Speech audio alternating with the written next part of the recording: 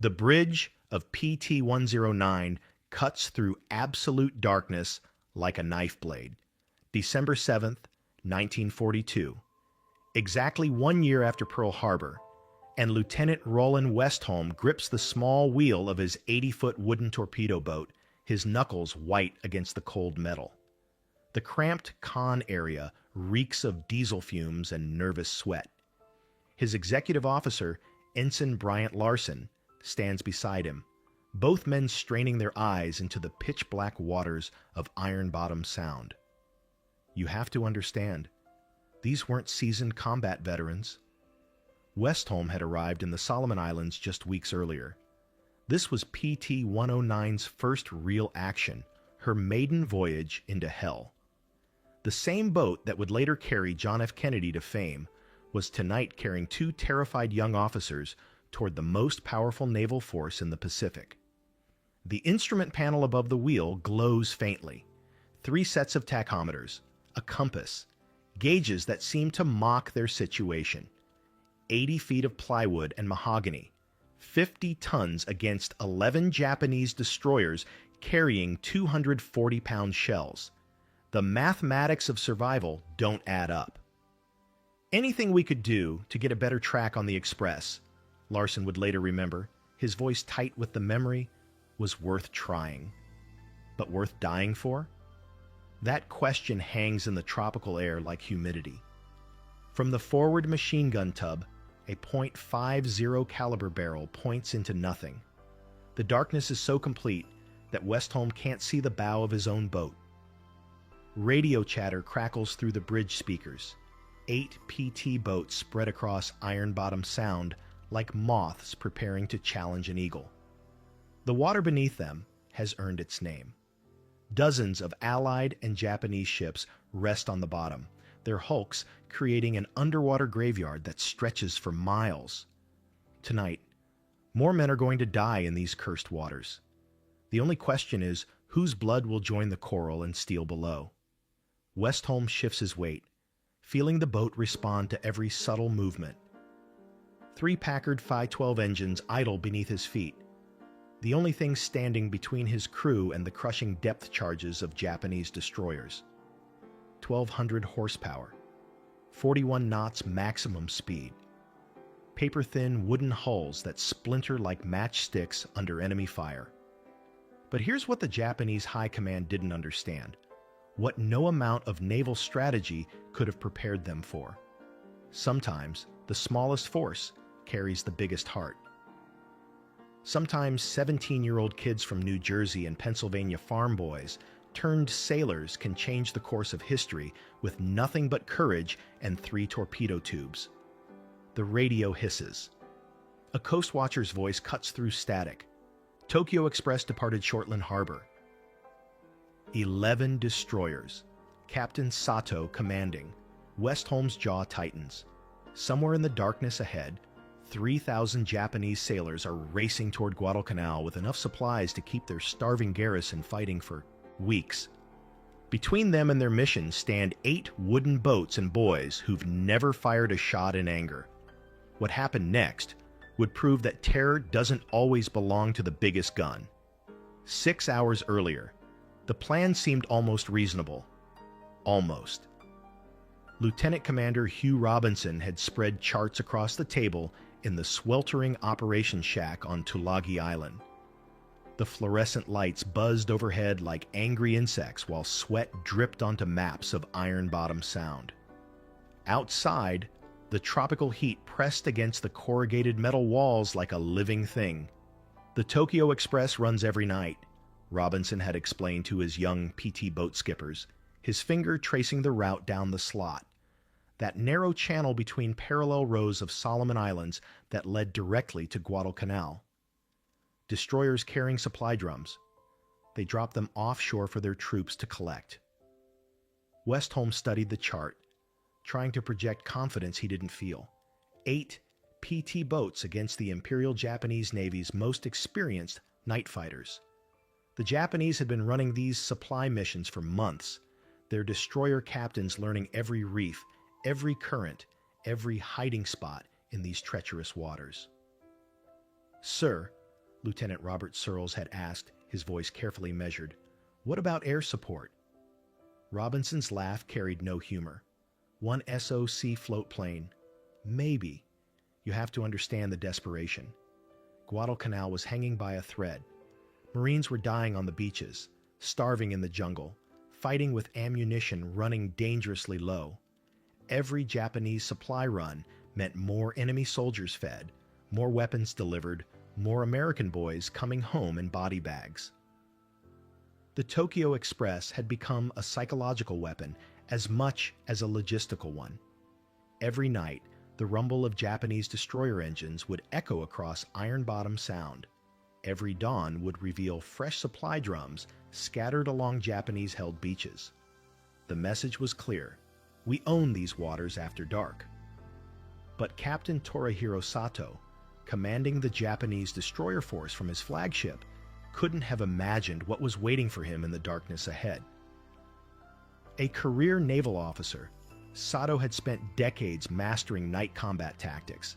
His destroyers were armed with the deadly Type 93 Long Lance torpedoes, weapons that could sink battleships at ranges exceeding 20 miles. His crews were veterans of night battles across the Pacific. What could possibly go wrong against a handful of American torpedo boats? By 11 p.m., the pieces were in motion. Sato's 11 destroyers had already survived one air attack earlier in the day. The destroyer Nowaki limped back to base under tow, her engine room flooded, 17 sailors dead. But 10 destroyers still pressed south, their holds packed with 2,400 supply drums, enough food and ammunition to sustain the Guadalcanal garrison for weeks. Meanwhile, Westholm was positioning his boats for what naval historians would later call one of the most audacious attacks in maritime history. PT-109 and PT-43 would patrol the coastline from Cochabamba to Cape Esperance. PT-48 and PT-40 would watch the northwest approach. 4 more boats, the strike force, would hide behind Savo Island, waiting for the kill. The radio equipment alone should have doomed the mission. These high-frequency sets were designed for aircraft, not the constant pounding of PT boat operations. Atmospheric conditions made communication spotty at best. Japanese forces monitored the same frequencies, turning every radio call into a potential death sentence. The equipment was plagued with problems. Westholm would later write in his after-action report, his words understating a situation that bordered on farcical. Imagine coordinating a complex naval attack using radios that worked about half the time, in waters where a single mistake meant instant death. But perhaps the most terrifying aspect wasn't the equipment failures or the overwhelming odds. It was the men themselves. Boys, really, most barely old enough to vote, suddenly thrust into command of sophisticated warships in one of the most dangerous combat zones on Earth. Ensign Bryant Larson had been out of college for less than 2 years. His job tonight was to help navigate PT-109 through reefs that could gut their wooden hull, while simultaneously coordinating torpedo attacks against enemy ships carrying enough firepower to level a small city. The Japanese approach was textbook perfect. Sato had arranged his destroyers in a precise formation, the supply ships in the center, escorts on the flanks. Radar operators swept the waters ahead, primitive by today's standards, but advanced enough to detect large surface targets. What they couldn't detect were small wooden boats running on muffled engines, their hulls barely registering on early radar screens. At 11:15 p.m., lookouts aboard PT-40 spotted the first shadows on the horizon. Lieutenant Henry Taylor grabbed his radio handset, knowing that his next words would either coordinate a successful attack or serve as his final transmission. The psychological dynamic was about to flip completely. For months, Japanese destroyer captains had owned these waters, their powerful ships moving with impunity through the darkness. They had developed an almost casual confidence in their night superiority. But tonight, They were about to discover what happens when American innovation meets desperate courage. Tonight, the hunters were about to become the hunted. The radio crackled. Contact. Multiple ships, bearing southeast, distance 2 miles. In the cramped bridge of PT-109, Westholm felt his heart hammering against his ribs.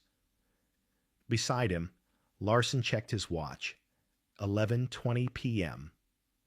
In the darkness ahead, 3,000 Japanese sailors were about to learn why these Americans had earned the nickname mosquito boats.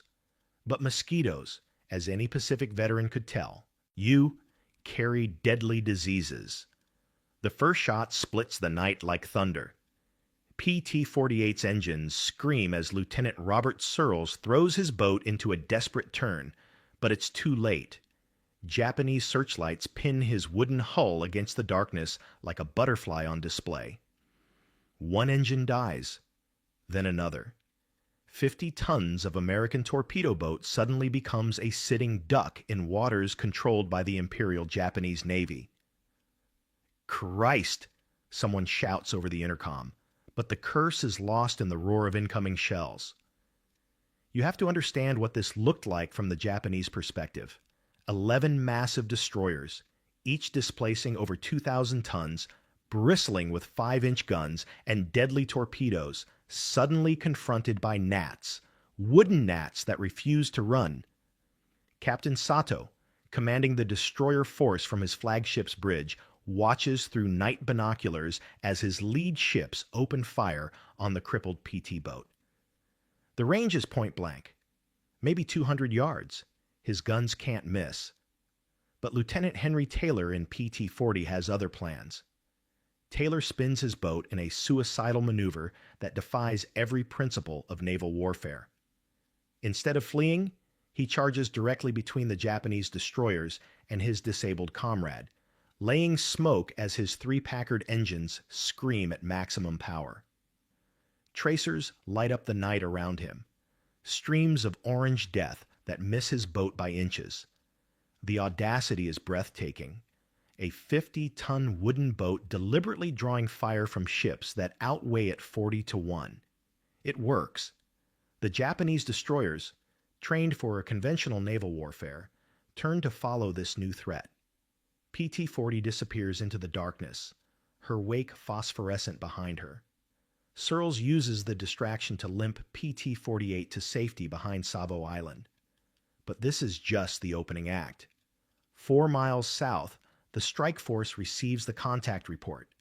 Lieutenant John Searles in PT-59 opens his throttles and charges toward the enemy formation. Behind him, 3 more torpedo boats spread into attack formation, their wakes cutting white lines across the black water. The range closes fast. 2 miles, 1 mile, 500 yards. Fire 1! Fire 2! Lester Gamble in PT-37 launches his torpedoes first, the Mark 8 weapons hissing from their tubes like deadly fish. The boat lurches as 3,000 pounds of high-explosive race toward the Japanese formation at 46 knots. But it's PT-59 that writes the night's most incredible chapter. Searles brings his boat so close to the destroyer Kuroshio that he can see individual Japanese sailors manning their guns. The range is less than 100 yards, suicide distance for a wooden boat facing steel warships. Both vessels open fire simultaneously. The destroyer's 5-inch guns boom like rolling thunder. Shells the size of garbage cans whistle overhead, close enough that their passage rocks PT-59's lightweight hull. But the PT boats, .50 caliber machine guns and 20mm cannon rake the destroyer's superstructure with thousands of rounds per minute. Motor machinist's mate. Second class Cletus Osborne is manning the forward gun tub when a Japanese shell ignites a belt of ammunition beside his position. Flames leap around him, white-hot magnesium burning at 3,000 degrees. Any rational person would abandon their post. Osborne stays, calmly detaches the flaming ammunition belt, tosses it onto the deck where other crew members extinguish it, then returns to his gun, continuing to pour fire into the Japanese destroyer as if nothing happened. He was completely surrounded by fire, one crew member would later recall, but he never stopped shooting. The exchange lasts maybe 3 minutes, an eternity in naval combat. PT-59 takes at least 10 hits from heavy machine guns, her wooden hull splintering under the impact, but miraculously, no one dies. The boat clears the area under cover of smoke. Her crew transform from boys into combat veterans in the space of a few heartbeats. Meanwhile, Westholm is racing PT-109 toward the sound of gunfire, his boat's 3 engines pushing her at maximum speed through waters that could hide reefs, mines, or enemy submarines. The radio chatter is chaotic. Contact reports, damage assessments, torpedo launch confirmations all mixed together in a symphony of combat communications. When contact was reported, Westholm would later write, they increased speed to about 16 knots and proceeded westward up the Guadalcanal coast. But by the time PT-109 reaches the battle area, something unprecedented has happened. The Japanese destroyer force, 11 powerful warships that should have easily swept aside the American torpedo boats, is withdrawing. Captain Sato, facing an enemy he doesn't understand, makes a command decision that will haunt the Japanese war effort. These aren't conventional torpedo boats following predictable tactics.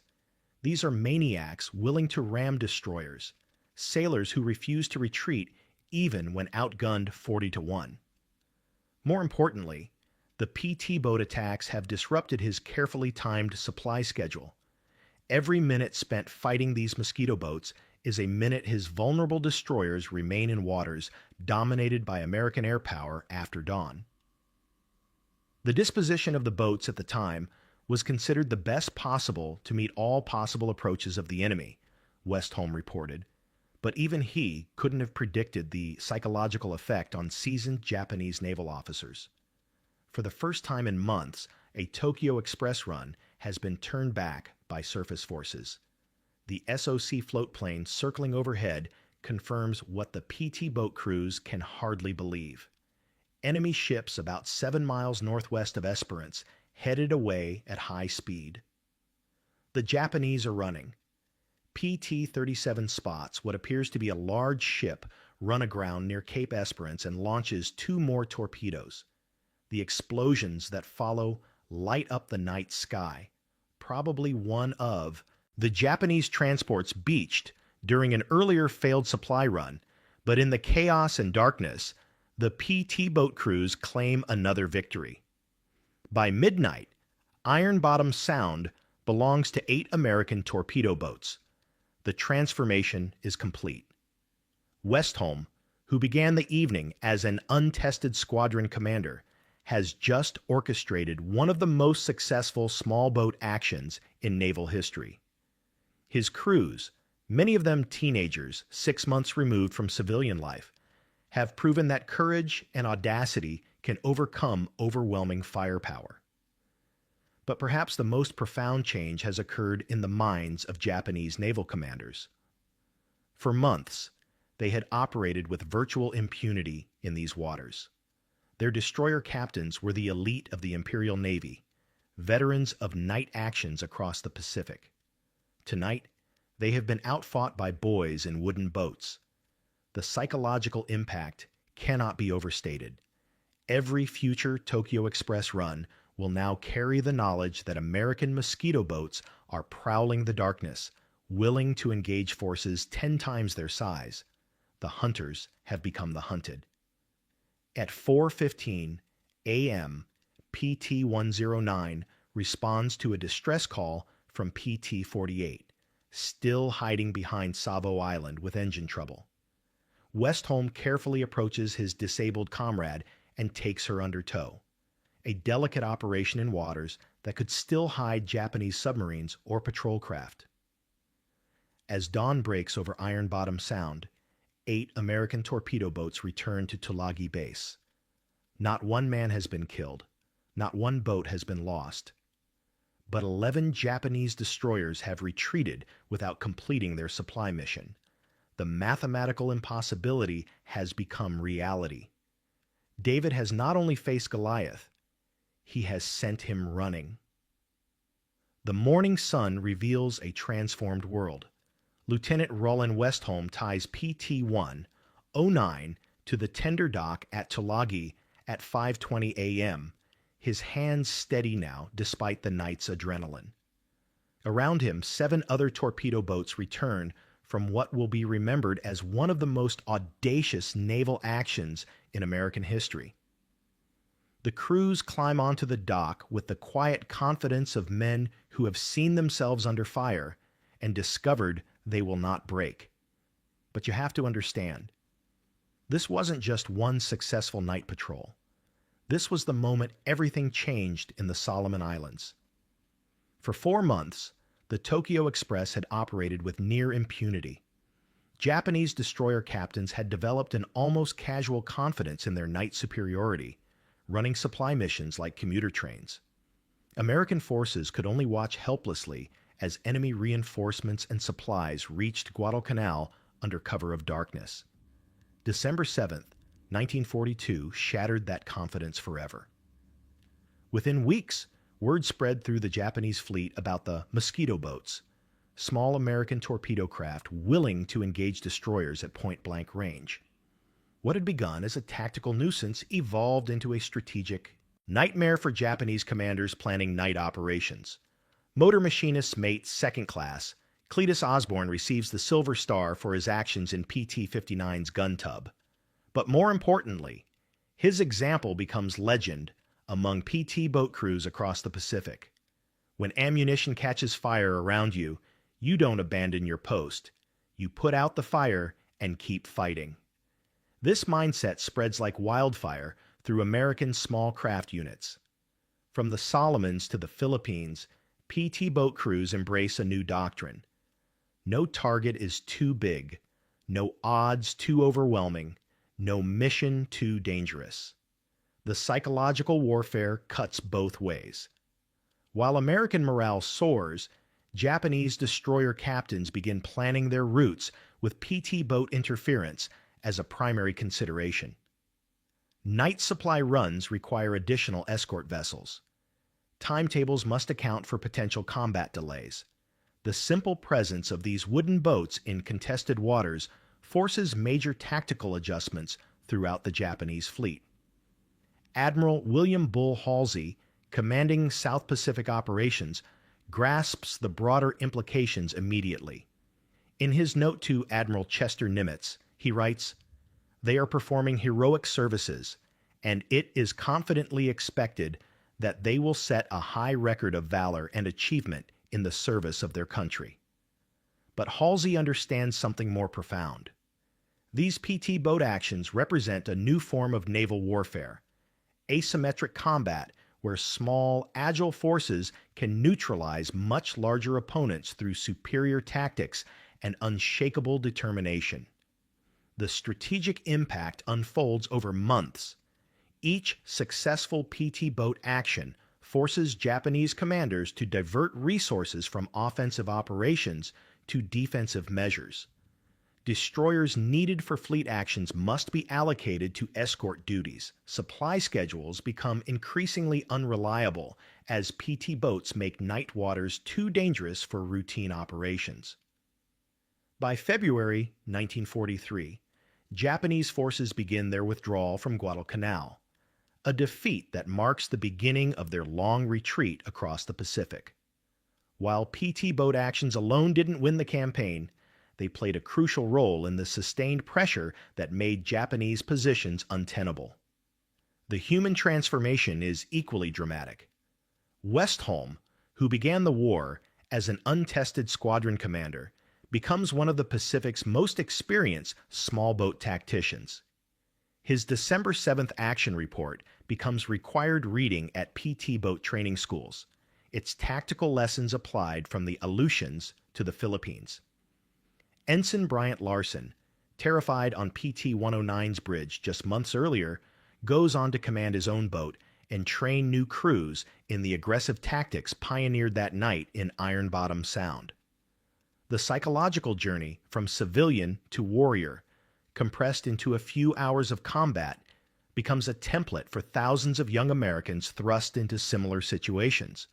But perhaps the most significant legacy lies in proving that technological superiority means nothing without the will to use it effectively.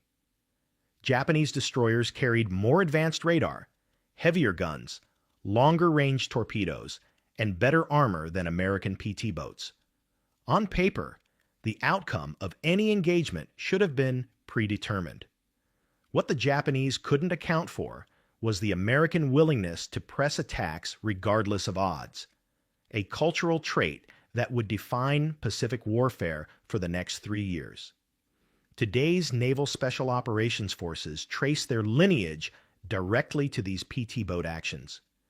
The willingness of small units to engage vastly superior forces, the emphasis on speed and surprise over firepower, the acceptance of enormous risk for strategic gain. All these principles were forged in the tropical waters of Iron Bottom Sound. Modern asymmetric warfare, from missile boats in the Persian Gulf to special operations raids worldwide, follows tactical principles first proven effective by teenagers in wooden boats willing to charge Japanese destroyers in the darkness. The next time you hear about impossible odds being overcome through courage and determination, remember December 7th, 1942. Remember that sometimes the smallest force carries the biggest heart. Remember that terror doesn't always belong to the biggest gun. If this story of impossible courage inspired you, share it with someone who needs to remember that ordinary people can accomplish extraordinary things. Because the real secret of PT boat success wasn't their boats. It was the Americans who sailed them into the night. The morning sun blazes across the Philippine Sea like molten copper, its rays cutting through the crystal-clear air at 20,000 feet. It's 10:30 a.m., June 19th, 1944, and Lieutenant Alex Vrasiu feels the familiar weight of his flight harness pressing against his shoulders as he settles into the cockpit of his Grumman F-6F Hellcat. The leather seat is already warm from the tropical sun, and he can smell the distinct mix of aviation fuel, oil, and salt air that defines carrier operations. Through his canopy, Vrasiu watches the deck crew scurrying below like ants on the USS Lexington's flight deck. Their movements are urgent but practiced. They know what's coming. The ship's radar has been painting targets for the last hour, and the plots are terrifying. Over 60 Japanese aircraft bearing down on Task Force 58, with more formations detected behind them. But Alex Vrasiu isn't afraid. His hand rests confidently on the throttle of his Hellcat, and he can feel the 2,000 horsepower Pratt & Whitney engine rumbling beneath him like a caged beast. 6 months ago, he might have been terrified. 6 months ago, American pilots were still flying the inferior F-4F Wildcat, getting carved up by Japanese Zeros, whose pilots seemed to dance through the sky with supernatural grace. Today is different. Today, Vrasiu flies a machine that represents the cutting edge of American industrial might, a fighter so advanced it makes the legendary Zero look like a relic from another era. 300 miles to the west, Lieutenant Commander Hiroshi Nishizawa leads his formation of Mitsubishi Zeros off the deck of the carrier Zukaku. The morning air is smooth, perfect flying weather, and Nishizawa allows himself a moment of satisfaction. He is Japan's greatest living ace, with over 80 confirmed victories. And the pilots following him represent the cream of what's left of Japanese naval aviation. They're flying toward what they expect to be another easy victory. For 3 years, the Zero has ruled the Pacific skies. Its lightweight construction allows it to outmaneuver any American fighter, to climb higher and turn tighter than anything the Americans have produced. Japanese pilots have become legends in their own time, aerial samurai whose skills seem almost mystical to their enemies. But as Nishizawa's formation approaches the American fleet, something is wrong. The radar returns show the Americans launching fighters in unprecedented numbers. Not the desperate handful they're used to seeing, but wave after wave of contacts climbing to meet them. What Nishizawa doesn't know, what no Japanese pilot comprehends yet, is that they're flying toward their destruction. They expect to face wildcats and maybe some of the new fighters they've heard rumors about. They have no idea they're about to encounter a technological revolution that will shatter 3 years of Japanese air superiority in a single devastating morning. The question that will haunt Japanese survivors for the rest of their lives: how could their invincible Zeros suddenly become flying coffins? The transformation didn't happen overnight.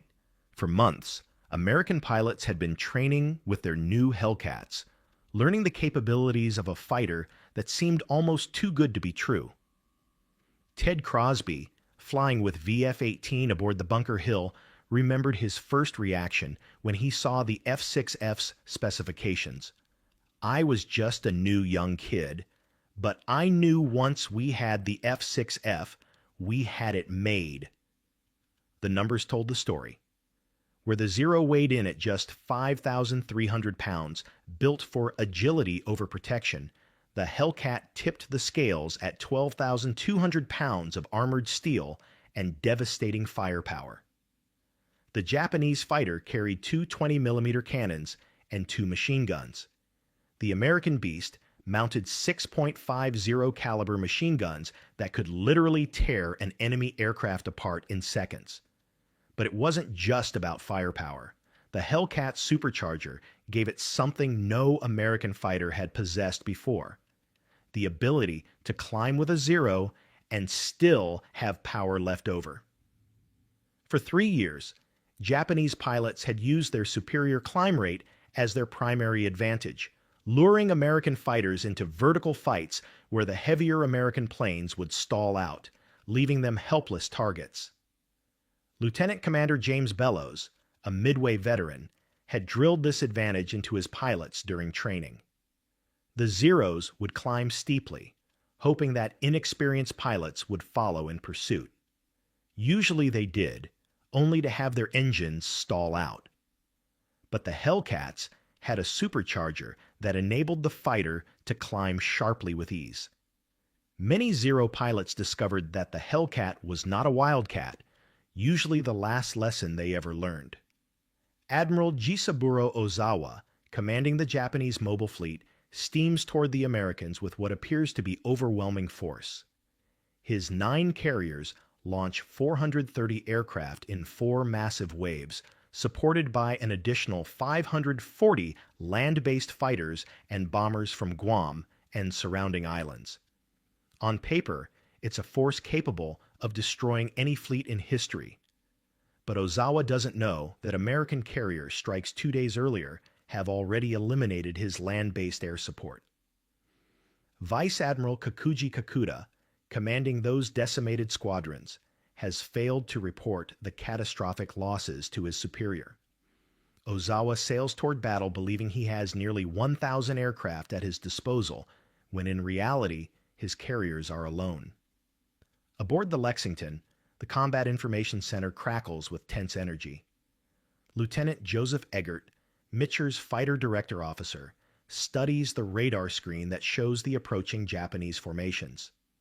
Next to him, Lieutenant Charles Sims adjusts his headphones. Sims speaks fluent Japanese and will spend the day intercepting enemy radio communications, giving American pilots advance warning of Japanese tactics. At 10:23 a.m., the order goes out across Task Force 58, launch fighters. The familiar circus cry, "Hey Rube!" echoes through ready rooms as over 200 Hellcat pilots race to their aircraft. The sound is thunderous, dozens of 2,000 horsepower engines roaring to life simultaneously, propellers biting into the warm tropical air. Vrasiu checks his gun sight one final time. The Hellcat's armament control allows him to fire 2 guns at a time, 4 at a time, or all 6 simultaneously. For his first engagement, he sets all 6 guns to fire together. 3,600 rounds per minute of devastating .50 caliber fire. 300 miles away, the approaching Japanese formation makes its first fatal error. Instead of pressing their attack immediately, they circle at 20,000 feet to regroup and reorganize. Those precious minutes, time that could have been used to close with the American fleet before the defenders can fully organize, are wasted in perfectionist formation flying. Lieutenant Commander Charles Brewer, leading Essex's fighter squadron, spots the enemy first. The Japanese formation stretches across the sky like a dark cloud, easily 60 aircraft in disciplined ranks. But Brewer notices something that makes his pulse quicken. They're flying in parade formation, not combat spread. These pilots are treating this like a training exercise, not a life-or-death battle. "Bandits, 11 o'clock high," Brewer calls into his radio. Looks like they brought the whole Japanese Air Force with them. As the two forces converge, the contrast becomes stark. The American pilots are flying individually and in loose pairs, using tactics learned through 3 years of bitter combat experience. Each Hellcat pilot has been trained to think independently, to adapt to changing situations, to survive. The Japanese pilots, by contrast, fly in rigid formations drilled into them during abbreviated training programs. Japan's pilot shortage has forced them to rush aviators to the fleet with minimal experience. Many have fewer than 100 hours of flight time. Some have never fired their guns in anger. The stage is set for what will become the most lopsided aerial battle in history. But neither side fully comprehends what's about to unfold. The Americans know their Hellcats are superior to anything they've flown before, but they don't yet understand just how completely the technological balance has shifted. The Japanese pilots maintain their confidence in the Zero's legendary maneuverability and their own samurai spirit. They cannot imagine that American industry has not only matched, but surpassed their finest fighter aircraft. In minutes, the illusion of Japanese air superiority, built over 3 years of victories from Pearl Harbor to the Solomon Islands, is about to be shattered forever. The first collision happens at 11:39 a.m., and it's over before most of the Japanese pilots realize they're in a fight. Commander Charles Brewer spots a Japanese formation leader and locks onto his tail from 800 feet. The Zero pilot, expecting the usual turning fight where his aircraft's superior maneuverability would give him the advantage, begins a graceful bank to the left. He has no idea that the Hellcat behind him doesn't need to turn. It can simply muscle through the air with brute force. Brewer's 6.50 caliber machine guns erupt in a thunderous roar. The sound is unlike anything the Japanese pilot has ever heard. Not the sharp crack of 20-millimeter cannons, but a continuous, devastating hammer blow of heavy machine gun fire. The bullets, each one nearly half an inch in diameter, tear through the Zero's lightweight aluminum skin like tissue paper. The Japanese fighter disintegrates. Pieces of wing and fuselage spin away in the slipstream as the aircraft cartwheel toward the ocean, trailing fire and smoke. Brewer has barely finished his first attack when he spots a second target. 8 seconds later, another Zero plummets toward the waves. Across the sky, the pattern repeats with mechanical precision. The Japanese pilots try every maneuver in their repertoire: sharp climbing turns, diving attacks, the famous Zero loop that has claimed so many American lives. But every tactic that worked against the Wildcat fails catastrophically against the Hellcat. Lieutenant Alex Vraciu finds himself in the middle of what can only be described as an aerial massacre. His first target, a Judy dive bomber, approaches in a shallow dive. its pilot probably hoping to line up a shot on one of the American carriers far below. Vrashew angles his Hellcat into an intercept course and opens fire at 400 yards. The effect is instantaneous and devastating. His 6 machine guns pour out 3,600 rounds per minute, and the Judy simply comes apart in midair. The engine tears free from the fuselage, the wings fold upward like a closing book, and debris peppers Vrashew's Hellcat as he flies through the expanding cloud of wreckage. "Splash one!" Vrashew calls into his radio, but there's no time for celebration. All around him, the sky is filled with burning Japanese aircraft. He banks left and spots another formation of dive bombers flying in tight formation as if they were on parade. What happens next defies everything the Japanese pilots thought they knew about aerial combat.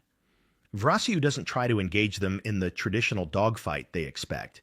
Instead, he simply flies straight at them, using his Hellcat's superior speed and firepower to blast through their formation like a bowling ball through pins.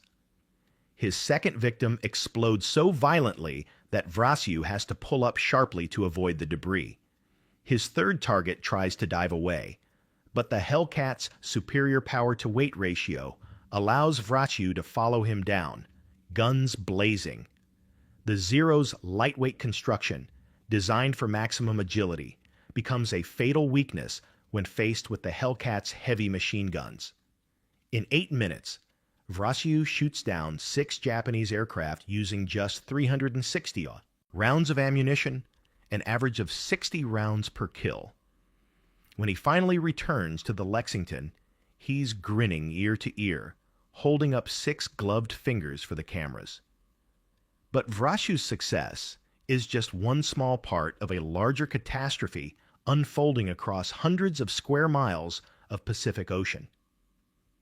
Lieutenant Commander David McCampbell, flying from the Essex, claims 5 kills in a single engagement. Ensign C.W. Plant's Hellcat takes 150 hits from Japanese fire, but keeps flying. The armor protection that makes the American fighter so heavy also makes it nearly indestructible. The Japanese pilots, meanwhile, face a technological reality they're completely unprepared for. Lieutenant Saburo Sakai, one of Japan's greatest aces, later described the terror of discovering that American fighters could now climb with Zeros. "We were used to the Americans trying to follow us up, then stalling out and becoming easy targets. But these new fighters just kept climbing. They were stronger, faster, and their guns could destroy a Zero with just a few hits." The slaughter is so complete that American pilots begin to feel almost guilty. Lieutenant Don Gordon of the Lexington watches a formation of 4 Japanese torpedo bombers flying in perfect formation, apparently unaware that they're about to die. He lines up on the first aircraft and fires a short burst. The plane explodes instantly. The second bomber tries to turn away, but Gordon's Hellcat simply overpowers it, his machine guns tearing the aircraft apart. The third bomber attempts to dive toward the water, but Gordon follows him down, firing continuously until the Japanese plane hits the ocean in a geyser of foam and flame. The fourth pilot, having watched his 3 companions die in seconds, simply flies away. Gordon lets him go. There are plenty of other targets. What the Americans don't fully realize yet is that they're not just winning a battle. They're witnessing the complete destruction of Japanese naval aviation. Each Zero that falls represents not just an aircraft, but a pilot who took years to train and cannot be replaced. Japan's abbreviated training programs are producing pilots with minimal experience, and those few veteran aces who remain are being systematically eliminated by American fighters that are simply superior in every measurable way. Admiral Ozawa, aboard the carrier Zukaku, receives the first reports with disbelief. His staff officers report that the first attack wave has been disrupted by American fighters, but the numbers make no sense.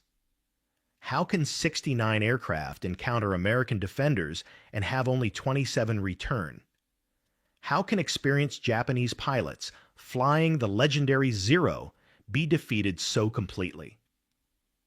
The answer becomes clear when the survivors land. Their aircraft are riddled with holes from 50 caliber machine guns. Several pilots are wounded, and those who can speak describe American fighters that climbed like rockets and fired like battleships. But Ozawa's nightmare is just beginning. The second wave of 128 aircraft launches at noon, and within 30 minutes, only 31 return. The third wave of 47 planes sees half its aircraft get lost trying to find the American fleet, and those that do locate the enemy are shot down almost immediately. By 2 p.m., Ozawa's carriers are nearly empty. Of the 430 aircraft he launched that morning, fewer than 100 have returned, and many of those are so damaged they'll never fly again. His staff officers struggle to comprehend the numbers. American pilots have achieved kill ratios of better than 10 to 1, performance that should be impossible in aerial combat.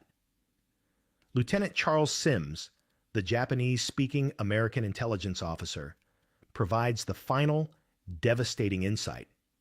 Intercepting Japanese radio transmissions, he hears pilots screaming in terror as they encounter Hellcats for the first time.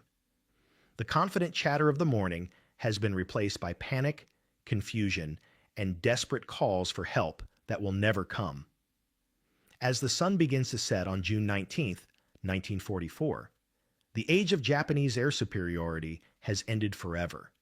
In a single day, American technological superiority has transformed the Pacific War from a desperate struggle for survival into an inevitable march toward victory. The Japanese pilots who survive will return to their carriers with a new understanding. Their legendary Zeros have become flying coffins, and the Americans now own the sky. The silence aboard the Japanese carriers that evening was deafening. Admiral Ozawa stood on the bridge of the Zuikaku, staring at a tactical board that told a story almost too horrific to believe. Of the 430 carrier aircraft that had launched that morning with such confidence, only 35 remained operational. In a single day, the Imperial Japanese Navy had lost more aircraft than in any battle since the war began. The human cost was even more devastating. Japan had lost not just machines, but the irreplaceable pilots who flew them. Lieutenant Commander Hiroshi Nishizawa, the legendary ace who had led the morning's first attack, was among the missing.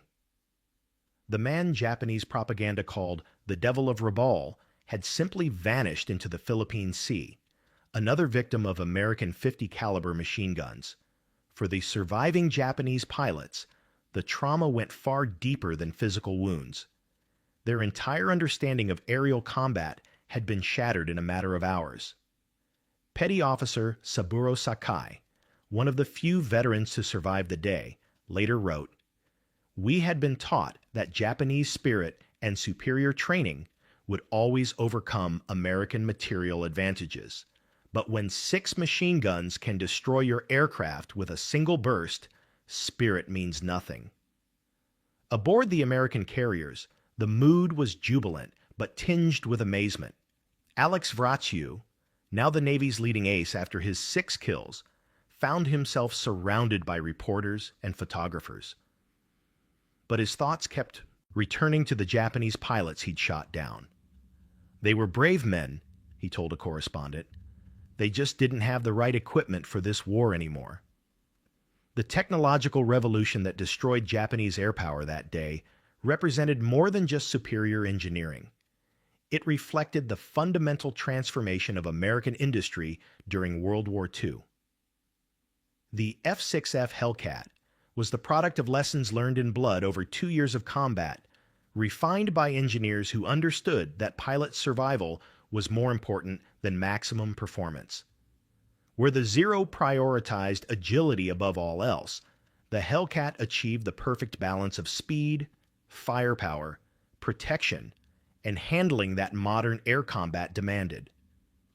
Its armor could absorb punishment that would destroy a Japanese fighter. Its supercharged engine provided power at all altitudes, and its 650 caliber machine guns delivered devastating firepower that could down an enemy aircraft with seconds of fire. The battle's impact rippled far beyond the Philippine Sea. Within weeks, the loss of trained pilots forced Japan to begin using kamikaze tactics, suicide attacks that reflected not fanatical devotion, but desperate recognition that conventional aerial combat was no longer possible. The cream of Japanese naval aviation, built up over decades of careful training, had been destroyed in a single morning. For the American war effort, June 19, 1944, marked the moment when technological superiority became overwhelming. The same industrial capacity that produced Liberty ships by the hundreds could now manufacture fighters that dominated the sky. Every major American carrier would soon deploy full squadrons of Hellcats, making Japanese resistance increasingly futile. The Great Marianas Turkey Shoot, as American pilots dubbed that day's slaughter, proved that modern warfare had entered a new phase where technological advantage could determine the outcome of battles before they were even fought. The brave Japanese pilots who died that day weren't defeated by superior tactics or training. They were overwhelmed by machines that rendered their aircraft obsolete. Today, as nations compete to develop hypersonic missiles, stealth fighters, and artificial intelligence systems, the lesson of June 19, 1944, remains startlingly relevant. Technological revolutions don't announce themselves with fanfare.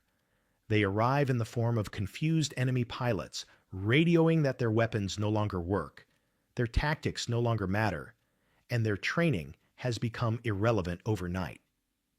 The F-6F Hellcat didn't just win the Battle of the Philippine Sea, it demonstrated how a single technological breakthrough can shift the balance of global power in a matter of hours. For the Japanese pilots who survived that terrible day, the message was clear. The age of the samurai warrior, no matter how skilled or brave, had ended forever in the face of American industrial might. The devastation was so complete that Japan would never again attempt a major carrier operation. The path to Tokyo Bay, an ultimate victory, now lay open before the advancing American fleet. Paved by the wreckage of 346 Japanese aircraft that fell like autumn leaves into the Philippine Sea on the day American fighters learned to dominate the sky. Want to see more incredible stories of technological warfare that changed history? Subscribe and hit the bell icon, because the next revolution might already be here.